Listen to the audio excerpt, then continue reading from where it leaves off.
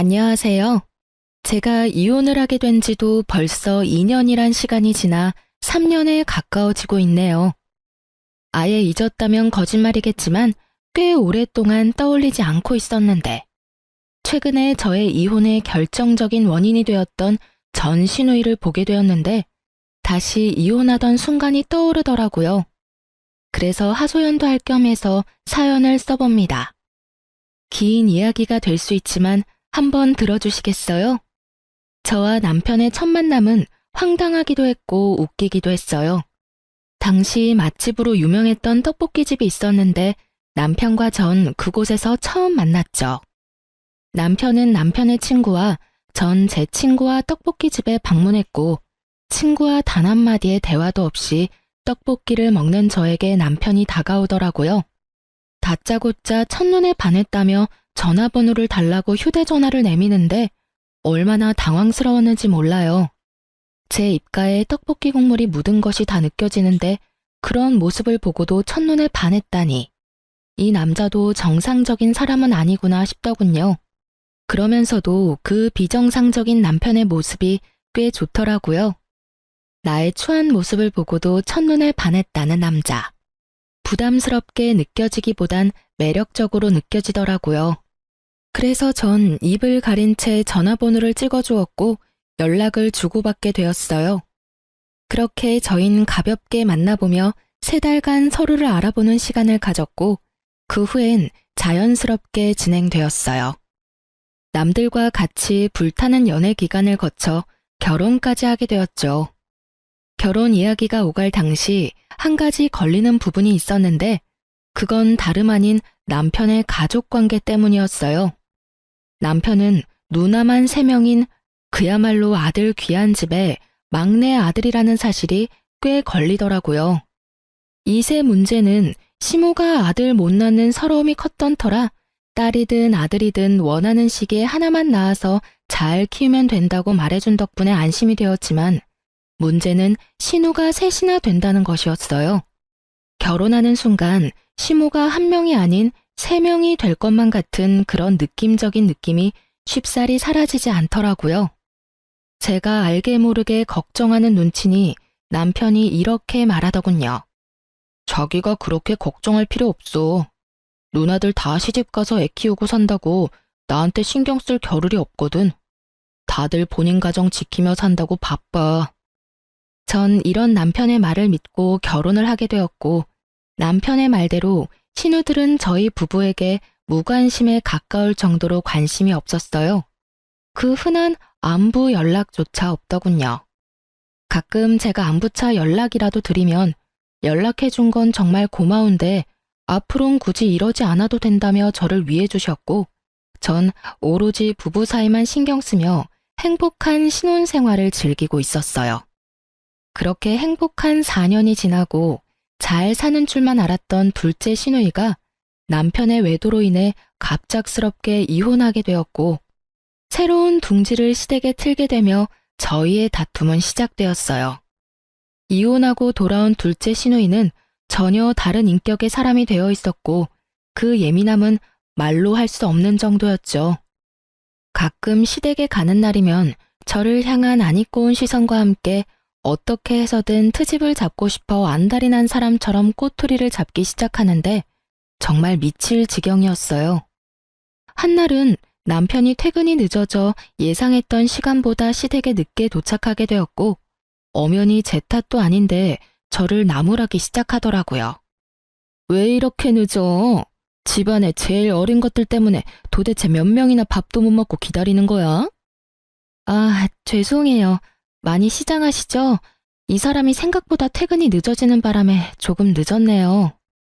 그걸 변명이라고 해? 그러면 올케라도 먼저 와서 어른들 식사 준비를 했어야지. 이게 뭐야? 올케가 늦는 바람에 내가 식사 준비 다 했잖아. 혹시 올케 일부러 늦은 거 아니야? 일하기 싫어서?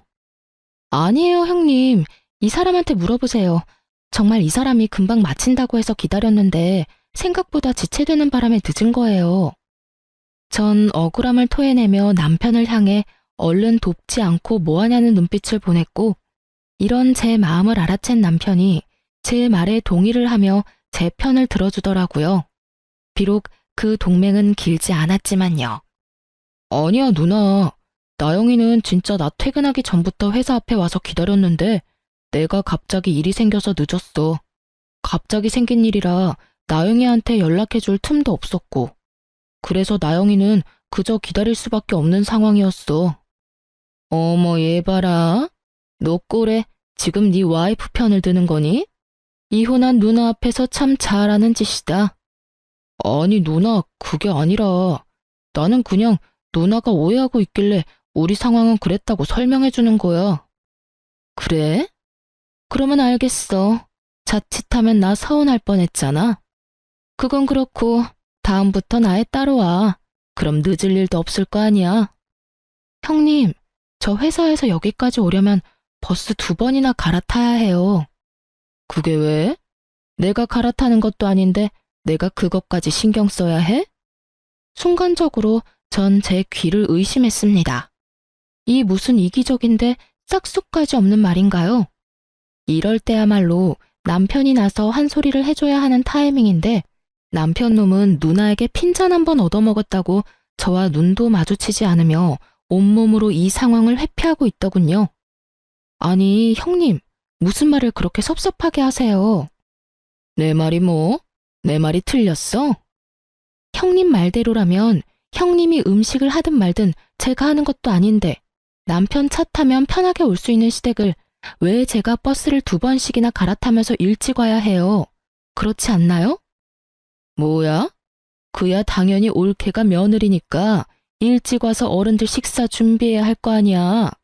그렇게 치면 며느리보다 자식이 자기 부모님 먹을 음식 준비해야 하는 게 더 당연한 거 아닌가요? 효도를 해도 며느리보다 자식이 더 해야죠. 뼈를 깎아가며 키워낸 건 며느리가 아니라 자식이잖아요. 시누이는 논리에서 밀린다 싶으니 막무가내로 소리를 지르며 밀어붙이기 시작했고 저 역시 그간 쌓인 게 많았던 터라 물러서지 않고 맞섰어요. 야, 너 말 다 했어? 어디서 말대꾸야 말대꾸가? 야라니, 아무리 감정이 많이 상한 상태라고 해도 말은 좀 가려가면서 하시죠. 왜? 야라고 하면 안 돼? 너 나보다 나이도 어리잖아.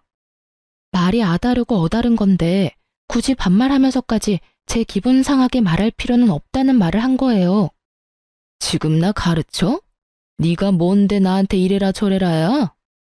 형님이 다른 사람한텐 그런 식으로 말한다면 저도 상관하지 않죠. 저 하나 먹고 살기도 바빠 죽겠는데 미쳤다고 제가 상관하겠어요? 그런데 지금은 형님이 저한테 그런 말을 했고 제 기분이 나빴으니 충분히 말할 수 있는 상황이죠. 제가 당사자니까요. 한마디도 지지 않고 자신의 누나한테 말대답하는 제 꼴이 보기 싫은 것인지 남편은 버럭 화를 내며 시누이 편을 들더라고요. 당신 지금 누나한테 이게 무슨 말버릇이야? 당장 누나한테 사과하지 못해? 전 너무 황당해 코웃음만 나오더군요. 남편은 저에게 사과를 강요했고 전 그런 남편의 말을 무시한 채 시댁에서 머물 때 쓰는 저희 방으로 들어가 버렸습니다. 뒤이어 남편이 따라 들어오고 자신이 생각해도 너무했다 싶었는지 늘 하던 식상한 멘트를 날리기 시작하더라고요. 당신도 잘 알잖아. 내가 말은 그렇게 해도 당신 편이라는 걸. 요즘 누나가 상황이 그렇다 보니까 좀 많이 예민해. 당신도 알다시피 누나가 원래 그런 사람은 아니었잖아. 그러니까 당신이 조금만 이해해줘. 이 시기만 지나면 곧 괜찮아질 거야. 응? 남편의 말을 듣고 있자니 짜증이 확 솟구치더군요. 그런 게 어디 있어? 형님은 원래 그런 사람이 아닌 게 아니라 애초에 그런 사람이기에 지금 저렇게 행동하는 거야. 알겠어? 그리고 내가 처음부터 이랬어? 나도 처음엔 형님 잘 대해주려고 애썼어. 그런데 나만 애쓰면 뭐해? 상대방은 나랑 잘 지낼 생각조차 없어 보이는데. 내가 무슨 형님 봉이야? 형님 샌드백이야? 왜 애꿎은 나한테 화풀이를 하시냐 이 말이야. 전 그렇게 적나라하게 시누이에 대한 불만을 표했고 남편은 누나에 대한 험담 섞인 사실을 받아들이고 싶지 않았는지 기분 상한 티를 팍팍 내더라고요. 기분 상할 수도 있다고 생각했어요. 왜 그런 거 있잖아요. 내 가족 나는 욕해도 다른 사람이 욕하는 건 싫은 기분. 하지만 이젠 저도 가족 아닌가요? 남편이 시댁보다 더 보살펴야 할 가족은 이제 저잖아요. 시누이도 시누이지만 남편에 대한 실망감과 서운함이 더 커지더군요.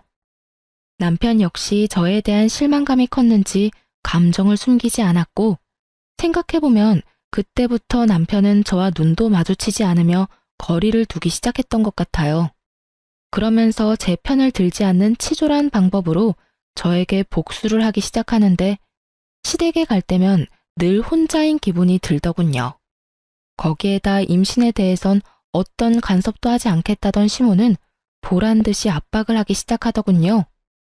예, 너희 결혼한 지가 벌써 4년이 지나간다. 이쯤 되면 너희도 아기 소식 들릴 때가 되지 않았니? 아, 그렇긴 한데 그게 생각보다 쉽진 않네요. 내가 웬만하면 이런 말까지 하지 않으려고 했는데 우리 둘째가 하는 말이 이렇게까지 자연 임신이 안 되면 문제가 있는 거라고 하던데 혹시 검사라도 해봤니? 시모가 말하는 둘째는 시누이가 확실했고 갑자기 왜 이런 말을 하나 싶었더니 시누이의 입김이 작용한 것이 분명해 보이더군요. 누구의 입김이 작용했든 늦어지는 것은 맞는 말이기에 참고 넘어가려고 했는데 시모는 임신이 되지 않는 것을 오로지 저의 탓으로만 돌리고 있더라고요. 아니요, 그렇지 않아도 남편이랑 이야기해봤는데 이번 달은 바빠서 안 되고 다음 달쯤에 같이 병원 가보기로 했어요. 뭐? 우리 아들이 병원을 왜 가니? 우리 아들은 문제없어 얘. 둘째 이야기 들어보니까 그런 건 여자 쪽에 문제가 있을 가능성이 높다고 하더라. 괜히 바쁜 애 괴롭히지 말고 가려거든 혼자 가. 알겠니? 참 할 말이 없더라고요. 시누이가 의사도 아니고 그런 쪽으론 책 한 장 본 적 없는 백수인데 그 말을 왜 그리도 신뢰하는 것인지 알 순 없었지만 입 대봤자 말만 길어질 것 같아 그냥 웃으며 저희가 알아서 한다고 해버리곤 자리를 피해버렸어요. 상황이 이렇게 되자 전 스트레스가 극에 달했고 시댁만 피할 수 있다면 북극이든 남극이든 어디든 도망가고 싶은 심정이었어요. 하지만 저의 이런 바람과는 달리 시누이들이 정한 가족 모임의 날은 다가왔고 전 하는 수 없이 시댁으로 향했어요. 원래 계획대로라면 외식을 하기로 했었지만 고등학생인 첫째, 셋째 형님의 자녀들이 시험 기간에 맞물리며 자식 뒷바라지를 해야 한다며 모임에 오지 못하게 되었고 일이 그렇게 되자 문제의 둘째 시누이가 그냥 집에서 밥이나 먹자고 해버린 것이었죠. 자신이 할 것도 아니면서 집에서 하자는 시누이도 미웠지만 생각지도 않고 알겠다고 답하는 남편놈이 더 미웠습니다. 그렇게 전 시댁에 도착했고 시누이는 저를 또 괴롭힐 요량으로 외출도 하지 않고 저를 기다리고 있더군요. 이미 그땐 시누이와의 사이가 틀어질 대로 틀어진 터라 간단한 인사만 하고선 주방으로 향했어요. 앞치마를 메고 요리를 시작하는데 잠이 쏟아지더군요. 그때 전 회사를 그만두고 아동복 가게를 창업하기 위해 밤낮 없이 이리저리 알아보고 다니느라 잠자는 1분의 시간도 아까웠던 시기였기에 그날 역시 잠이 너무 부족했어요. 그렇게 저도 모르게 하품이 나와버렸고 그 모습을 본 시누이가 마스크를 챙겨오더니 저에게 확 던지며 저를 쥐잡듯이 잡기 시작하더군요. 이거 끼고 해. 그렇게 입 벌리고 하다가 침이라도 흐르면 어쩔 거야? 올케는 왜 그렇게 조심성이 없어? 결혼한 지 4년 정도 됐으면 이 정도는 알아서 준비해야 하는 거 아니야? 아니 형님, 졸려서 하품한 건데 그것도 못하나요? 그리고 제가 하품하면서 침을 흘렸어요? 아니면 침을 뱉었어요? 심지어 천장 보면서 하품했어요, 저. 그게 그렇게나 잘못한 일인가요? 올케, 정말 몰라서 물어? 어른들 드실 요리하면서 하품하는 자체가 더러운 행동인 거야. 알겠어? 오늘은 아쉬운 대로 이 마스크 쓰고 하고 다음부턴 주방에서 쓰는 투명 위생 마스크 사와서 그거 쓰고 해. 알겠어? 이 무슨 말도 안 되는 소리인가요? 시댁이 무슨 대기업 구내식당도 아니고 재채기도 아니고 제가 무슨 병균도 아니고 하품 한 번 했다고 마스크까지 끼라뇨. 뭐 청결을 위해서 마스크쯤 낄 순 있다고 생각해요. 하지만 신우이의 말투와 표정에서 그저 제가 싫어 걸어오는 시비라는 것을 드러내고 있었고 이쯤 되니 전 참을 수가 없더라고요. 제 성격도 좋은 편이 아니었던 터라 이 정도면 할 만큼 했다는 생각이 들었고 계속 참고 살다간 모르긴 몰라도 정신병에 걸릴 것만 같았어요. 제가 하는 하품이나 행동이 그렇게 더럽고 고가우면 직접 와서 하세요.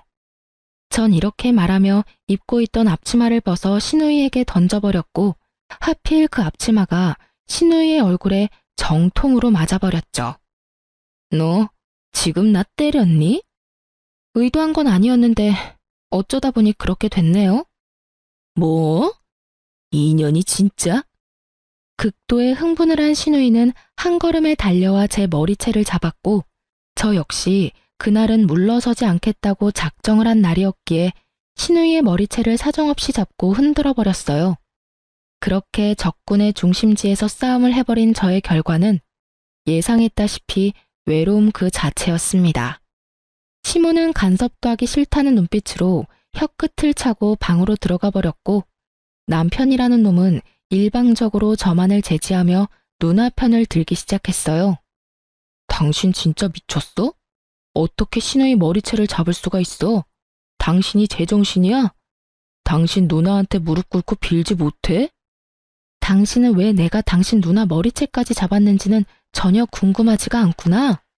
내가 오죽했으면 이렇게까지 할까 이런 생각은 안 해? 하긴 그런 생각조차 한 적이 없는 사람이니까 지금 이 순간에도 그딴 말도 안 되는 소리나 하고 있겠지. 뭐라고? 너 진짜 이딴 식으로 굴 거야? 마지막으로 기회를 줄게. 지금 당장 우리 누나한테 무릎 꿇고 빌어. 감정을 억누르며 말하는 남편놈을 보고 있는데 제 서러움은 폭발해버렸고 전 더는 시댁에서 있을 필요가 없다는 생각이 강하게 들더라고요. 그래서 전 남편에게 한마디 해주고선 제가 하던 음식을 다 버려버리고 시댁을 나와버렸습니다. 내가 한 음식은 형님이 더러워서 도저히 먹을 수가 없다네. 그러니까 이건 다 버릴게. 당신 식구들이 먹을 음식은 당신이 하든 그 잘난 당신 누나한테 다시 하라고 하든 알아서 하고 난 먼저 갈 테니까 밥을 먹고 오든 물을 먹고 오든 알아서 해. 그렇게 전 집으로 돌아와 버렸고 내심 남편을 기다리고 있는 제 모습을 발견했어요. 얼마나 한심하던지. 그런 꼴을 당하고도 남편을 기다리는 내 모습이라 생각보다 참 비참한 일이었어요. 기다리지 말아야지 하면서도 다시 기다리게 되고 그렇게 얼마나 시간이 흘렀을까요? 애증의 남편이 집으로 돌아왔고 저를 달래주기는커녕 무시하기 시작하더군요. 기대하는 바가 없어 실망할 것도 없다 싶었는데 서운한 마음이 드는 건 어쩔 수가 없더라고요. 생각해보면 전 그때까지도 남편을 사랑했던 것 같아요. 각방을 쓰면서도 이혼은 생각하지도 않고 있었으니까요. 이혼 고민은 아예 생각조차도 하지 않았다면 거짓말이겠지만 고민의 끝은 늘 그래도 참고 살아야지였어요. 그렇게 각방과 함께 무건수행하는 날들은 길어지고 있었고 화장실조차 따로 쓰고 있었어요. 남편은 거실, 저는 안방에 있는 화장실을 쓰고 있었죠. 그러던 어느 날 남편이 쓰던 화장실 변기가 고장이 났고 하는 수 없이 제 화장실을 함께 쓰게 되었어요. 남편은 평소 화장실에 휴대전화를 가지고 가 오랫동안 앉아있는 것이 버릇이었는데 그날 역시 화장실로 들어간 남편은 출근 시간이 촉박해지자 허겁지겁 준비하고선 급히 집에서 나가더군요. 남편이 나간 후 저 역시 씻기 위해 화장실로 들어갔고 선반 위엔 남편이 깜빡하고 두고 간 남편의 휴대전화가 덩그러니 올려져 있더라고요. 전 남편이 현재 쓰고 있는 방에다 가져다 둬야겠다고 생각했고 휴대전화를 들어 올리는 찰나 전화가 오더군요. 주대리. 액정에 보이는 것은 주대리였어요. 순간적으로 드는 생각이 출근한 남편이 휴대전화가 없음을 알고 주대리의 휴대폰을 빌려 전화했구나 싶었죠. 전 그렇게 아무런 의심도 없이 전화를 받았지만 생각했던 남편의 목소리가 아니었죠. 아니, 정확히 말하자면 상대방이 아무 말을 안 하더군요. 쎄한 마음이 들어 다시 한번 누구냐며 말을 꺼냈어요. 여보세요? 여보세요? 말씀하세요. 저 이 휴대전화 주인 아내 되는 사람인데요. 저희 남편이 휴대전화를 두고 갔는데 알고 전화하신 거 아니에요? 아, 아니에요. 전화를 잘못 건 것 같네요. 그렇게 전화가 끊겼는데 이상하더라고요. 당연히 남자일 줄 알았던 주대리가 여자인 것도 이상했지만 무엇보다 이상했던 것은 떡하니 남편 휴대전화엔 저장되어 있는 번호인데 잘못 걸었다며 끊어버리니까요.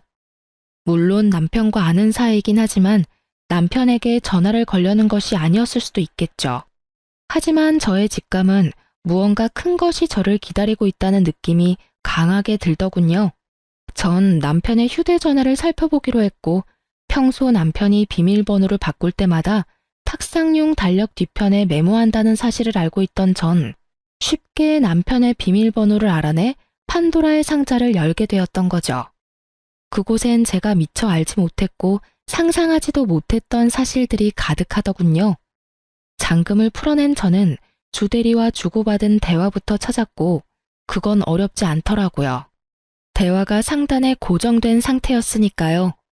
주대리의 정체는 여러분이 생각하시는 대로 회사 동료가 아닌 현재 남편과 만나고 있는 상간녀였어요. 더 충격적인 건 상간녀는 신우이의 소개로 알게 되었다는 것과 그 여자 역시 유부녀라는 사실이었죠. 아무리 제가 밉고 마음에 들지 않는다고 해도 동생에게 여자를 소개시켜주다뇨. 그것도 유부녀를요. 심지어 본인이 남편의 외도 때문에 이혼까지 해놓고선 어떻게 친동생에게 외도를 종용할 수가 있는 것인지 참 어이가 없더라고요. 누굴 탓하겠어요? 친구까지 소개해주며 바람을 종용하는 년이나 꼬신다고 외도나 저지르는 놈이나 용서할 수 없는 건 매한 가지인걸요. 전 두 사람 다 절대로 용서할 마음이 없었고 저의 이런 굳은 심지를 더욱 굳건하게 만들어주는 메시지를 발견하게 되었어요. 그건 바로 신우이와 남편이 주고받은 메시지였는데 거기엔 신우이의 이런 말이 있더라고요. 너도 내 친구 만나면서 스트레스 좀 풀고 살아. 옳게 하는 꼴을 보니 너 숨도 못 쉬고 살 것 같더라. 내가 우리 동생 숨 쉴 틈 만들어주는 거야. 알겠어? 이런 누나가 어디 있니? 내가 생각해도 난 정말 세상에 둘도 없는 누나야. 네, 세상에 둘도 없긴 하겠더라고요. 자신이 남의 인생을 망치고 있다는 사실을 전혀 알지 못하는 신우이는 스스로에게 아낌없는 찬사를 보내고 있더라고요. 전 그렇게 괜찮다는 여자의 얼굴이 궁금했고 사진첩도 살펴보게 되었죠. 사진은 없을 수도 있겠다 생각했는데 친절한 남편놈이 상간녀의 폴더까지 따로 만들어 사진들을 모아놨더라고요. 거기엔 상간녀와 함께 찍은 사진들로 가득했고 상간녀의 독사진 중엔 가운을 입은 사진이 있었는데 그 사진을 통해 상간녀가 한의사라는 사실을 알게 되었어요. 유니폼에 적힌 상호로 검색을 해보니 운이 좋게도 그 한의원은 부부가 운영하는 한의원이더라고요. 얼마나 기쁘던지. 전 모든 증거를 사진으로 남겼고 이혼을 위한 준비를 시작했습니다. 일단 하루 날을 잡고 친정으로 가 모든 사실을 미리 부모님께 말씀드렸어요. 신우이가 이혼하게 된 후 어떤 일들이 있었고 저 역시 행동을 어떻게 했는지, 그래서 현재 상황은 어떠한지, 그렇기에 앞으로 어떻게 할지에 대해 부모님께서 최대한 충격을 받지 않으시게 설명을 해드렸고 엄마는 이런 말씀을 해주셨어요. 우리 딸 그동안 많이 힘들었겠네. 엄마랑 아빠는 상황이 어찌 되었든 간에 네 뜻을 존중해. 말이야 바른 말이라고 네 인생 네가 살지 우리가 살아주는 건 아니잖아. 그러니까 우린 신경 쓰지 말고 네 뜻대로 해. 네가 하고 싶은 대로 하면 엄마랑 아빠는 네 뒤에서 아낌없이 응원해 줄게. 알겠지? 고마워 엄마. 그리고 아빠. 이혼을 결정하고 난 뒤 가장 걱정스러웠던 건 부모님의 반응이었는데 그것이 잘 해결되고 나니 거침이 없어지더라고요. 전 바로 다음날 한의원으로 찾아갔어요. 그날은 상간녀는 쉬고 그 남편만 진료를 보는 날이었고 전 저의 진료 순서가 마지막이 될 수 있게 마지막 진료 시간에 맞춰서 병원에 방문했습니다. 계획대로 전 마지막 환자로 진료실에 들어가게 되었고 드디어 상간녀의 남편을 마주할 수 있었어요. 상간녀의 남편은 친절하게 저의 상태를 물어왔고 전 외도 증거들을 내밀며 이렇게 말했어요. 어디가 불편하셔서 오셨을까요? 제가 요즘 이것들 때문에 화병이 날 것만 같아서 찾아왔어요. 한번 봐주시겠어요? 제가 내민 증거들을 살펴보던 상간녀의 남편은 굳은 표정으로 저에게 묻더라고요. 상황이 좋진 않네요. 그렇죠? 거기다가 두 사람이 어떻게 만나게 된 줄 아세요? 신우이라는 인간이 자기 친구를 자기 남동생한테 소개해줬다고 하더라고요. 그러니 제가 억장이 무너지고도 남겠죠? 요즘 외도 중인 남편 눈만 생각하면 잠도 안 오고 계속 화만 나고 이러다 제 명예는 못 살 것만 같아서 찾아오게 됐어요. 그래서 제가 어떻게 하면 될까요? 저를 좀 도와주셨으면 좋겠어요. 어떻게 도와드리면 될까요? 도와주실 건가요? 네, 얼마든지요. 살펴보니 돕는다는 표현보단 함께한다는 표현이 더 맞는 것 같긴 하지만요. 그러면 지금 바로 저랑 어디 좀 가실 수 있을까요? 전문 용어로 현장 급습이라는 걸 해보려고요. 저의 제안에 상간녀의 남편은 말없이 고개를 끄덕이며 가운을 벗더라고요. 그렇게 저흰 남편과 상간녀가 있는 곳으로 향했어요. 모든 사실을 알게 된 날, 전 휴대전화에 위치 추적 앱을 하나 깔았었어요. 그리곤 혹시 모르는 상황을 대비해 앱 숨김 기능을 이용해 숨겨두었던 거죠. 상상도 못했겠죠. 제가 자신의 휴대전화를 봤다는 사실도 몰래 앱을 깔아놨다는 사실도요. 이러한 사실을 알지 못하는 남편은 신나게 여러 장소를 오가더군요. 드디어 남편의 위치가 한 곳에 멈추고 저와 상간녀의 남편은 앱이 알려주는 곳으로 향했고 앱의 정확도가 떨어져 그 주변을 맴돌기 시작했어요. 그러던 와중 남편의 차를 발견하게 되었고 그곳에서 남편을 발견하게 되었습니다. 남편은 고급 레스토랑에 있었는데 옆자리엔 상간녀가 앞자리엔 신우이가 자리하고 있더군요. 어쩜 그렇게 화기애애하게 모여있을 수가 있는지 그 모습을 보는데 화는커녕 허탈하더라고요. 저라고 처음부터 신우이에게 그렇게 막대먹게 군 건 아니었어요. 처음 신우이가 이혼하고 돌아왔을 땐 저도 신우이에게 살갑게 굴며 잘 대해주려고 했었어요. 안쓰럽기도 했던 것 같아요. 다른 것도 아닌 믿었던 남편에게 배신당하고 돌아온 신우이였으니까요. 같은 여자로서 그리고 가족으로서 한 사람을 진심으로 보듬어 주려고 애썼었는데 그런 저의 마음을 짓밟고 막대했던 건 다름 아닌 신우이였습니다. 저에겐 그렇게 상식이란 없는 사람처럼 막대하더니 그곳에 웃고 있는 모습을 보는데 참 허탈하더군요. 남편의 미소도 마찬가지였었고요. 그런 저와는 달리 상간녀의 남편은 더욱 굳은 표정을 하며 그 인간들에게 다가가고 있더군요. 저도 그 뒤를 따랐고 아무것도 모르는 상간녀와 제 남편은 신우의 시선에도 아랑곳하지 않고 서로 음식을 먹여주며 손을 잡고 있더군요. 테이블에 가까워지자 저희를 먼저 발견한 신우이가 두 사람에게 빨리 떨어지라는 사인을 보내는 듯 했지만 눈치를 사이좋게 쌈 싸먹은 남편과 상간녀는 계속해서 애정 행각을 벌이더라고요. 이윽고 저희가 테이블 앞에 섰을 때 놀란 상간녀가 남편의 손길을 뿌리치며 그 자리에서 벌떡 일어섰지만 이미 늦은 일이었죠. 이미 걸어오며 볼 꼴 못 볼 꼴을 다 본 후였으니까요. 자리에서 일어난 상간녀는 신우이를 손가락으로 가리키며 자기 남편을 향해 변명 섞인 설명을 하기 시작하더라고요. 그게 여보, 이게 어떻게 된 일이냐면 당신도 내 친구 알지? 얘가 내 친구인데 남동생이랑 저녁을 먹고 있다길래 친구도 볼 겸 혼자 먹기 싫기도 해서 겸사겸사 합석해서 먹고 있었어. 정말이야. 뭐 어느 정도는 맞는 말이긴 하더군요. 두 사람이 남매 사이가 맞긴 하니까요. 상간녀의 되지도 않는 변명을 듣던 상간녀의 남편은 낮게 깔린 목소리로 말했어요. 넌 내가 병신으로 보이니? 뻔뻔하게 거짓말 좀 그만해. 서로 음식도 먹여주고 손도 주물럭거리면서 좋아 죽는 거 내가 다 봤어. 난 당신이 그런 식으로도 웃을 수 있는 사람인 건 또 몰랐네. 그렇게 행복했으면 진작 말하지 그랬어.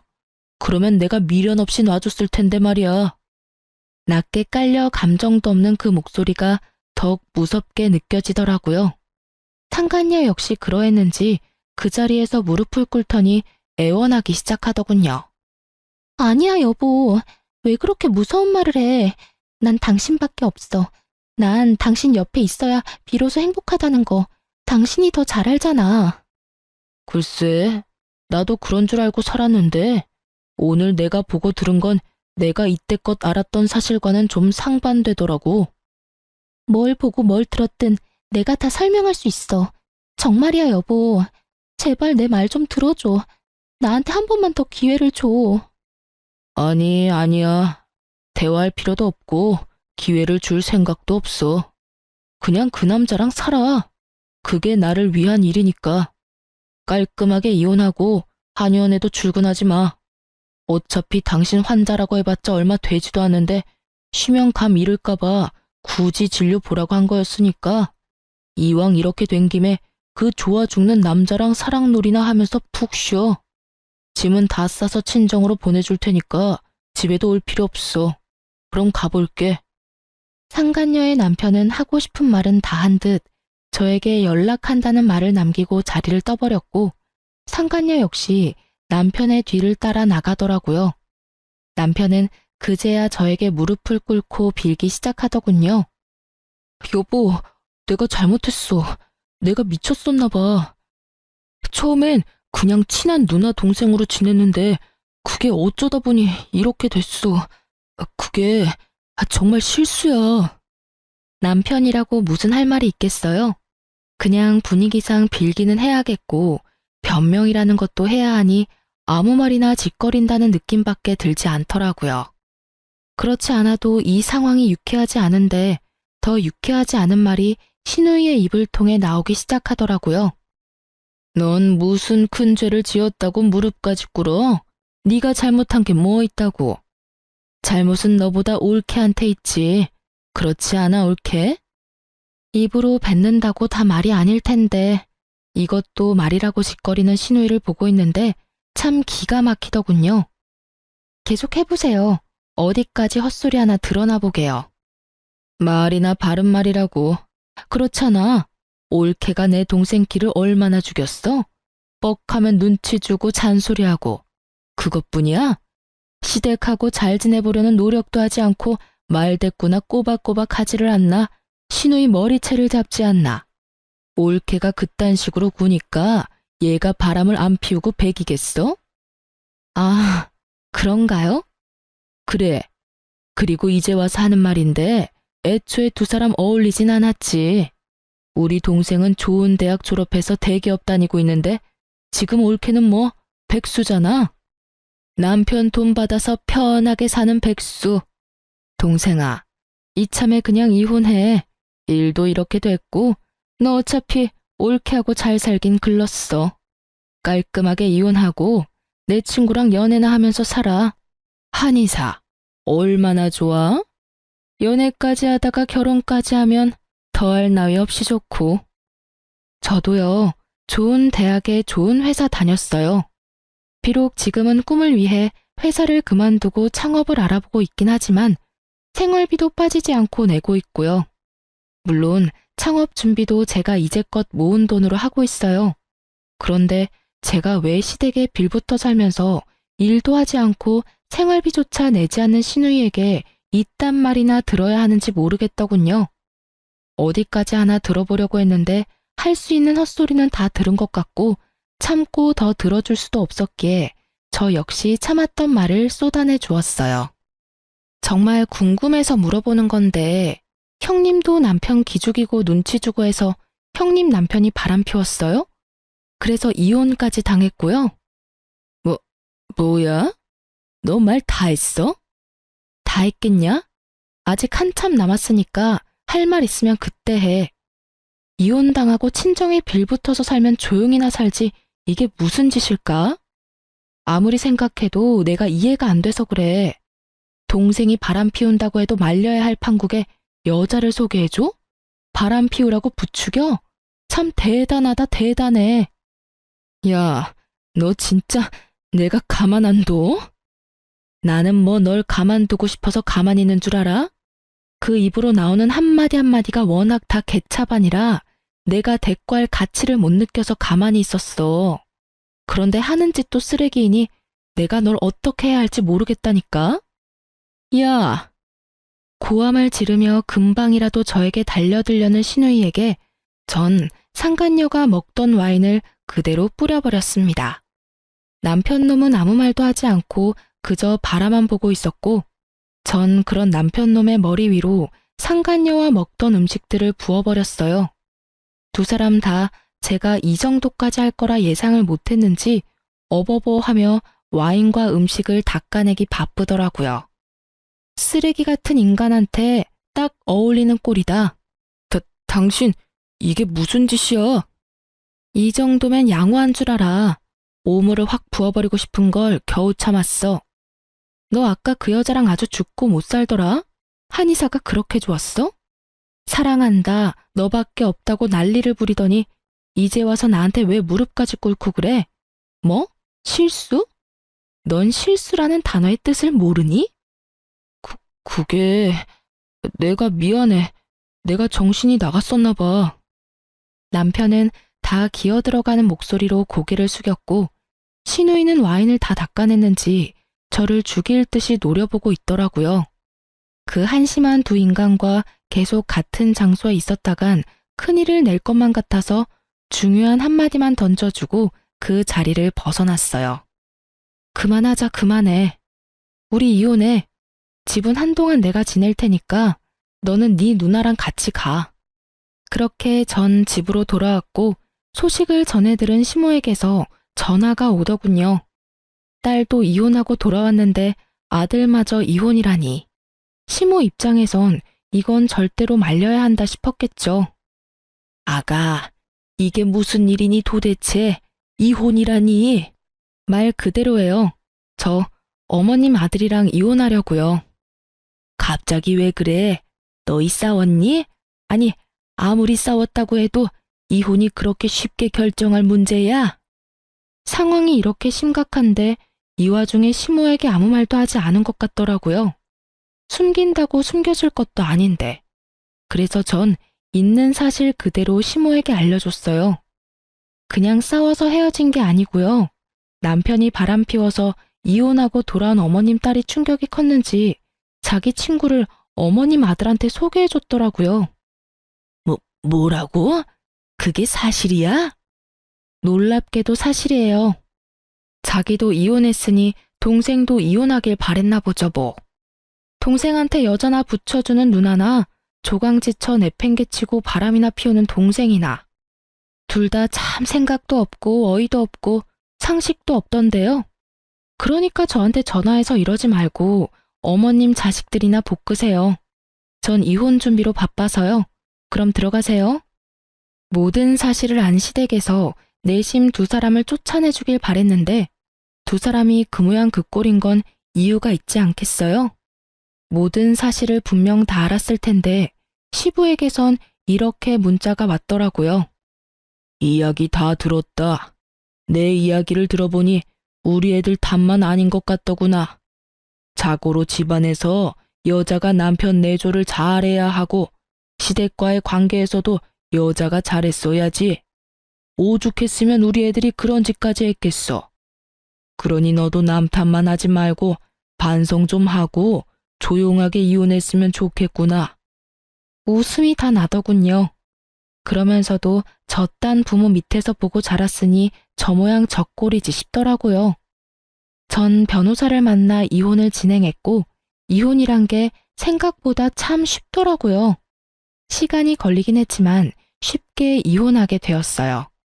상간녀 때문인지 남편은 이혼 이야기를 꺼낸 저보다 이혼을 서둘렀고, 제가 이혼 당시 원했던 공동명의 집도 신우이에게 청구했던 위자료도 비교적 깔끔하게 받고 끝낼 수 있었어요. 상간녀 소송도 함께 진행했고, 소송 역시 제가 원하는 방향으로 끝이 났어요. 전 남편은 저와 이혼만 하면 꽃길을 걸을 수 있다고 생각했는지 법원에서 만난 전 남편의 얼굴엔 웃음꽃이 피었더군요. 상간녀도 이혼할 것이 분명하고 한의사니 돈도 꽤 있을 거라 생각했을 테니까요. 그 아니란 생각이 얼마나 웃기던지 저 역시 웃음으로 맞대응해줬네요. 밝게 웃는 제 모습에 기분이 뒤틀린 전 남편은 괜한 시비를 걸어오더라고요. 고맙다. 이혼하자고 해줘서. 덕분에 난 한의사 남편 되게 생겼네.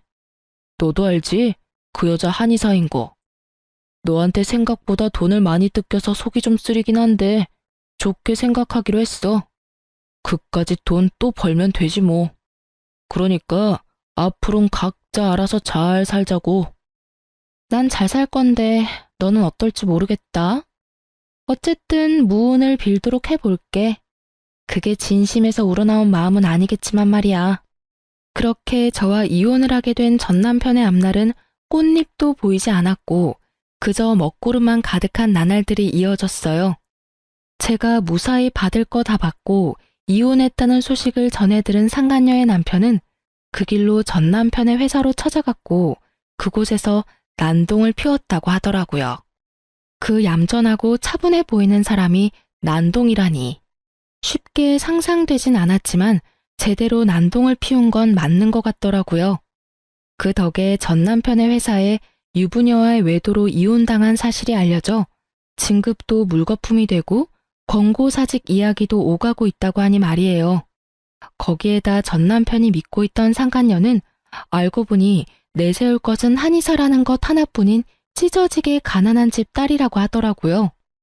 그러거나 말거나 전 남편은 이혼하며 한몫 크게 떼 나올 수 있을 거라고 큰 꿈에 젖어 있는 것 같은데 그건 그야말로 꿈과 같은 것이었죠. 가난한 집 딸은 시집을 갈 때 맨몸으로 시집을 가게 되었고 그런 상간녀를 너무 사랑한 상간녀의 남편이 집안의 반대에도 불구하고 결혼을 진행했다고 하더군요. 1년도 채 되지 않는 짧은 결혼 생활에 나눌 수 있는 재산은 없었고 상간녀가 누리고 있던 집, 차, 심지어 한의원까지 전부 남편의 명의였기에 상간녀는 그야말로 한의사라는 타이틀 하나만을 가지고 맨몸으로 이혼을 당했다고 하더라고요. 그나마 있던 돈도 저에게 위자료로 주었으니 알거지나 마찬가지였죠. 이제 남은 건 한의사라는 타이틀이었는데 그마저도 쓸모없게 돼버렸지 뭐예요? 그 업계에 상간녀의 전 남편이 이혼했다는 소식과 함께 상간녀가 얼마나 추악한 짓을 하고 돌아다녀 이혼당하게 되었는지까지 소문이 다 나버렸다고 하니까요. 아마 한동안 취업은 어려울 것이라고 하더군요. 남편도 상간녀도 가진 것이 없으니 개업은 더욱 힘든 일이겠죠? 전 준비하던 아동복 매장을 개업해서 잘 지내고 있어요. 운 좋게도 맘카페에 소문이 좋게 나서 매출이 꾸준하게 상승하고 있어요. 사연 처음에 말씀드렸다시피 전 신우이를 마주하게 된 것은 이 아동복 매장이었는데요. 글쎄 전 신우이가 아이 옷을 사러 왔더라고요. 제가 알기론 전 신우이의 아이는 아동복을 입을 나이가 아닐 뿐더러 자기 배 아파서 낳은 자식도 버리고 이혼한 여자가 애 옷을 살 리가 없을 텐데 이상했어요. 혹시 제가 매장을 열었다는 소식을 듣고 난동을 부리러 왔나 생각하던 찰나 전 신우이의 일행을 발견하게 됐어요. 그 일행의 정체가 누구냐면 말이죠. 놀라지 마세요. 글쎄 전 신우이의 신우이들이더라고요. 그것도 3명이요. 얼마나 웃었는지 몰라요. 저를 그렇게나 죽으라고 괴롭히더니 꼴에 재혼한 집이 신우이가 3명인 집이라니. 운명이란 게 참 얄궂지 않나요? 어쨌든 전 신우이의 그 당당하다 못해 짝수 없는 모습은 온데간데 없고 시누이들에게 모진 핍박과 홀대를 당하고 있더라고요. 얼마나 혹독한지 순간 불쌍하다는 생각이 들 뻔했지 뭐예요? 저를 발견한 전 시누이는 애써 저를 회피했지만 전 일부러 그 근처로 가 옷을 골라주기도 하며 전 시누이 곁을 떠나지 않았어요. 살펴보니 짐이 꽤 많던데 그조차도 전 시누이 손에 다 들려있더라고요. 옳게 똑바로 좀 들어. 혹시나 해서 하는 말인데 바닥에 내려놓을 생각도 하지 마. 그거 다 비싼 거야. 올케가 변상할 수 있는 그런 가격대가 아니라고. 그러니까 언니, 내 짐도 잘 챙기고 있죠? 그 화장품 자칫하면 망가진다고요. 혹시나 망가지면 난 가족이고 뭐고 없어요? 언니가 다 물어내야 한다고요. 아 맞다, 올케. 식당 예약은 했지? 거기 예약 안 하면 자리도 없어. 오늘은 꼭 스시 먹고 싶은데. 했지? 아, 형님, 그게 제가 깜빡했어요. 어떻게 하죠? 그걸 나한테 물으면 어떡해 해. 내가 분명 잊지 말고 예약하라고 했잖아. 올케는 머리가 나빠? 아니, 아무리 머리가 나쁘다고 해도 그 쉬운 일도 못하면 어떡해 해? 아, 정말 짜증나. 꼴도 보기 싫으니까 떨어져서 따라와. 그러게, 내가 격 떨어지는 애랑 결혼하면 안 된다고 그렇게 말렸는데 초혼도 아니고 이혼이요 뭐가 좋다고 결혼까지 해서는 아 짜증나. 떨어지라니까. 내 말 안 들려? 죄송해요 형님. 그렇게 전 시누이는 구석진 곳으로 가 고개를 숙이고 있더라고요. 정말 그 모습을 보는데 제가 사람을 착각했나 하는 생각마저 들더군요. 새 여자는 쇼핑을 마쳤는지 계산대 앞으로 왔고 저는 저희 가게에서 제일 잘 나가는 양말과 손수건을 챙겨주며 새 여자에게 이렇게 말했어요. 여러모로 고생이 많으시네요. 앞으로도 수고해주세요. 화이팅입니다. 시집살이 시키는 것도 고생이 많고 앞으로도 잘 부탁한다는 뜻이었어요. 제 말에 의아해하던 새 여자는 의아함도 잠시 저에게 친절하다면서 칭찬을 하며 감사하단 말을 전한 후 선물을 챙겨 나가더군요. 그 뒤를 대역 죄인처럼 쫓아가는 전 시누이의 뒷모습을 보고 있는데 정말 10년 묵은 채증이 내려가는 기분이더라고요. 모든 사실이 밝혀지고 난 후에도 미안하단 사과도 한마디 없이 당당한 전 시누이의 모습에 우라가 치밀어 올랐는데 그 우라가 한 방에 쑥 하고 내려가더군요. 그렇게 떠난 전 시누이는 다시 가게를 찾아오거나 하는 그런 일은 없었어요. 그 성정에 반성이라는 걸 했을 리는 없고 그딴 꼴을 보였으니 부끄럽기도 했겠죠. 전 요즘 바쁘게 살고 있어요. 오직 오프라인으로만 진행하고 있던 일을 이제 온라인 스토어도 함께 진행해 볼 예정이에요. 여기저기 살펴보니까 라이브 방송도 많이들 하시는 것 같아 시간 날 때마다 공부하고 있답니다. 제가 열심히 하는 만큼 결과가 따라와 주겠죠? 바쁘긴 하지만 하루하루가 참 보람차고 행복하네요. 이로써 저의 긴 사연도 끝이 났어요. 긴 사연 들어주신 여러분 감사합니다.